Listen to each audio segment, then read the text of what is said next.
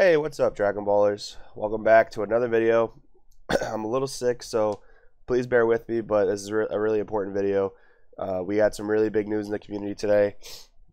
It was in reference to the legendary flute and a couple other things I guess the community was worried about. And honestly, I'm a little bit upset with how things went down. But so what we're gonna do is we're just gonna read the article that Bandai posted on their website concerning legendary flute. So, concerning the SS3 Goku Leader and the Legendary Flute, thank you for your continued support of the Dragon Ball Super card game.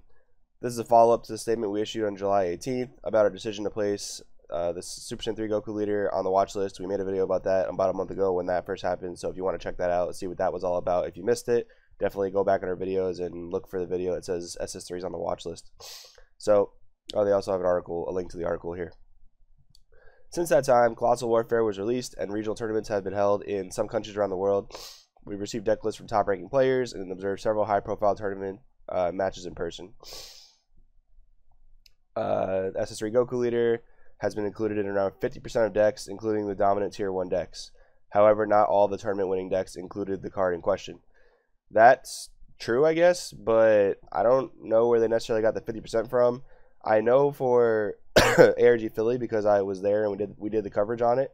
ARG Philly had 27 SS3 decks in Top Cut, and I know I want to say for Otakon and Gen Con it was like 70 to 80% of SS3 in Top Cut as well, from numbers I saw from other people, from other content creators posting on Facebook. So I don't know where they got this 50% from. I think it's a little bit on the lower side, but there we are.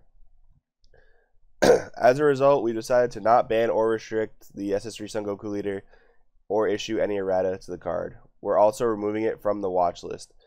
This is just absolutely terrible. This is an awful decision by Bandai. And the number one reason it's an awful decision by Bandai is because of what follows this. But our reasons are as follows. Though the card is extremely powerful in used in many decks, the card itself is not powerful on its own and merely falls in the same category as other easy-to-use, useful cards.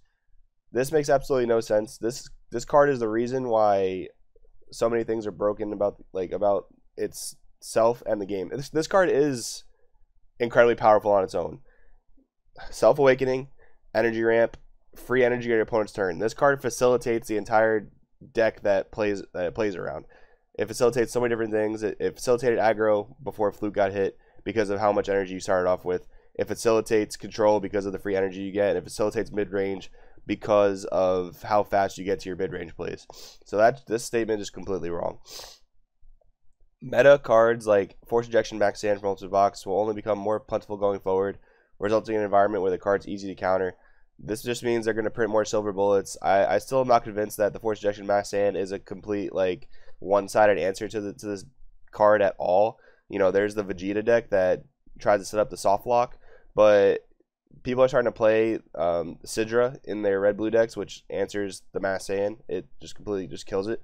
And then, you know, if I go first, I get to 4 energy before you get to your thing. So before you get to your lock, so you know, I get to play my hit. I get to play my Chain Zeno if I want to. Like, I'm really not a huge fan of this Mass Saiyan being a counter at all. And like, the Silver Bullet method is not going to work. It's people didn't like it with Cronoa. I didn't like it, and it just makes the play environment much less skillful when you have a card. Like, if they do print a card that says SS3 can't play the game, okay, then you basically ban the leader anyway.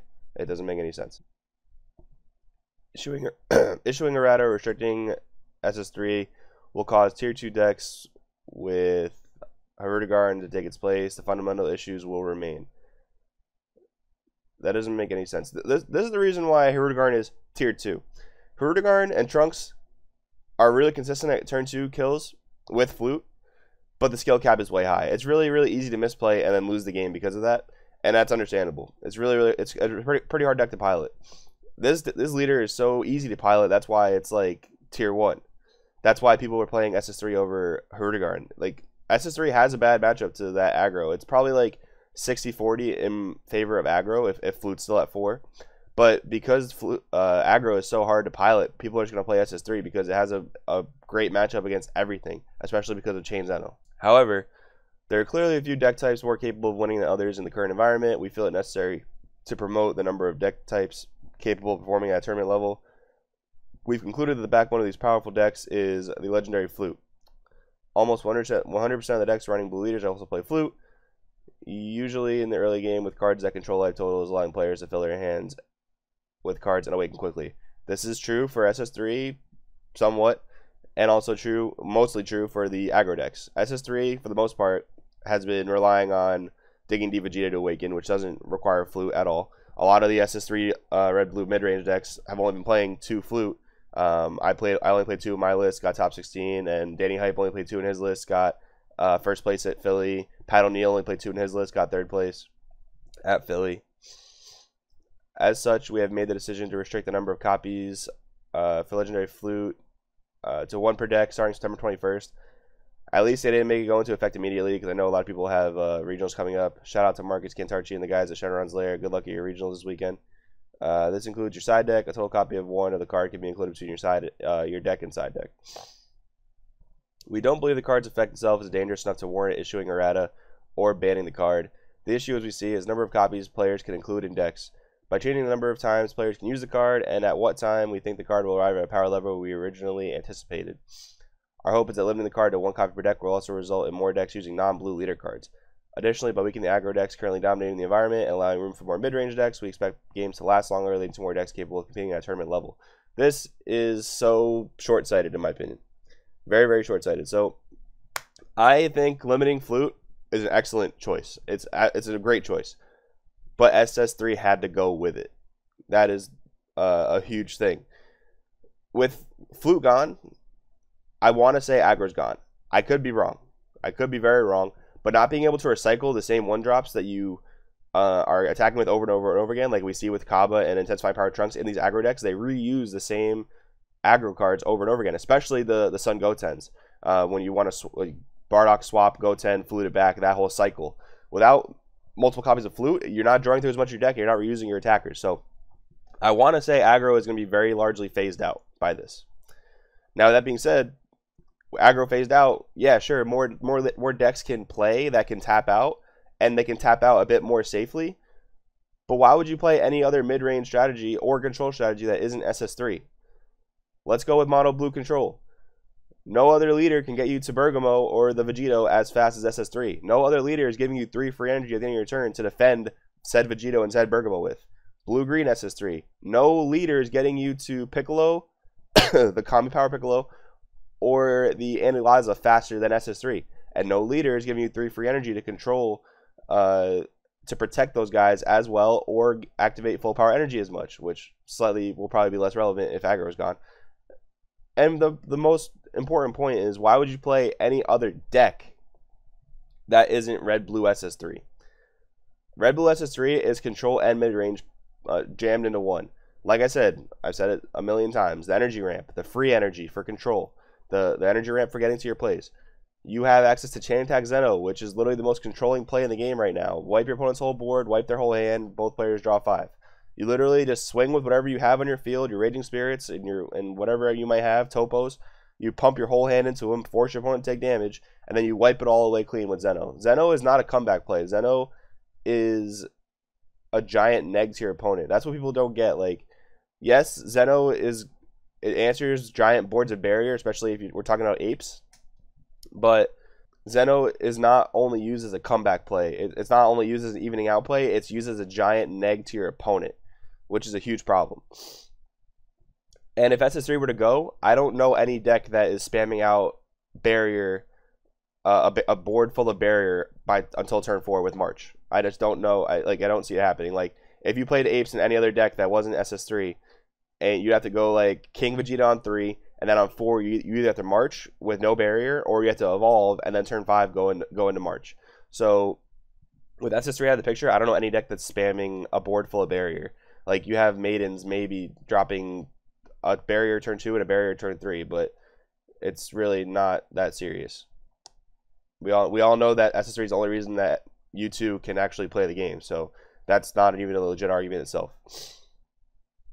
Alright, we know many of you have enjoyed using the card, and we want to apologize. The decision is intended purely to create a better overall game environment, and we ask for your understanding at this time. I don't understand at all. I don't think this is better for the game. I don't see any reason to play anything else that isn't Red Blue SS3. I just don't. If you guys do see anything, like if I'm like missing something, like if something is just like flying like right over my head, please let me know in the comments below. Like shut me up. Like I just don't see it. I don't get it. I must be missing something huge. We're doing everything we can to develop and support a game that will bring countless hours of enjoyment to both Dragon Ball fans and card game fans alike. Thank you for your support. We look forward to seeing all the exciting new decks you create. This isn't gonna do anything in the meta scene, in my opinion, in my eyes. Like there's still no reason to not play Red Blue SS3. Like the best deck in the format did not get touched. Like the thing is, Hurrigarn, like the aggro decks did have a good matchup against SS3, but SS3 had the most representation and a much lower skill cap than Red Blue Hurrigarn aggro. So looking at these cards, yay, Flute's gone. We can't abuse Intensifying Power. We can't abuse Kaba anymore. And we also can't abuse the Sun Goten Bardock loop. That's great. That was a good direction the game needed to go in. But leaving all of this untouched, leaving this whole system, this whole organism of Red Blue SS3 untouched is a problem. This leader is way too good. It's actually really funny. One of my friends back from California, he reminded me of how I used to defend this leader because when it first came out in set 3, I used to like it. So personal biases are a huge thing right now, and that's just, there's no way to avoid it. I understand that. But like I think I'm using a pretty like unbiased opinion when I talk about this. This leader is way too broken for the game. Like there's no reason to play any other leader because this leader facilitates every style of play you want to play, and it does it better than every other leader in the game. And the best variant of the deck, it is the best variant because it answers everything.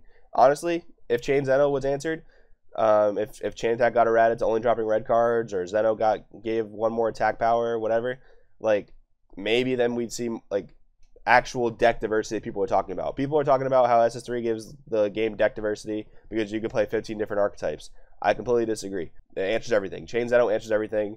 You have a bajillion draw cards. You have a card that lets you rip your opponent's hand apart and mess up their plays. Like these are huge problems to me. And I mean, I don't get, like, I want to have like a conversation with everyone who thinks differently about this because I want you to explain to me why. Like I've been posting on the Facebook groups. Like I'm a little bit triggered about this, I'm not gonna lie. So I'm trying to be like as like level-headed as I can, but I want to have conversations with you guys about like why you think that the game will be balanced after this. If you look back at Gen Con, you look back at Otakon, you look back at ARG Philly, we're not seeing as much deck diversity as I think people think we are. So, you know, yeah, I think we still have a huge problem. I think Flute going was great, but I think SS3 Goku also needed to go. If SS3 Goku went, Chain Zeno maybe could have existed because you wouldn't have anyone hard casting chain attack until turn 4. And, you know, you would have had to have your opponent go to cheap evolved plays. So, you know, maybe Chain Zeno could have existed without SS3, but I think both of them needed to go, and that just didn't happen. So, you know, guys, that's my opinion on the whole matter. Please let me know what you guys think. Like I said, like if something's going way over my head, please let me know. I just don't get it. Like to me, I see nothing else being dominant except for the red blue SS3 deck. I just don't get it. But you know, guys, that being said, this is Joey from DBSTCG. Please let me know your opinions down in the comments below. I really want to know what you guys have to say about this. This is going to be a very interesting topic of debate for quite a while, I think, going future in the community. So please let me know what you guys think.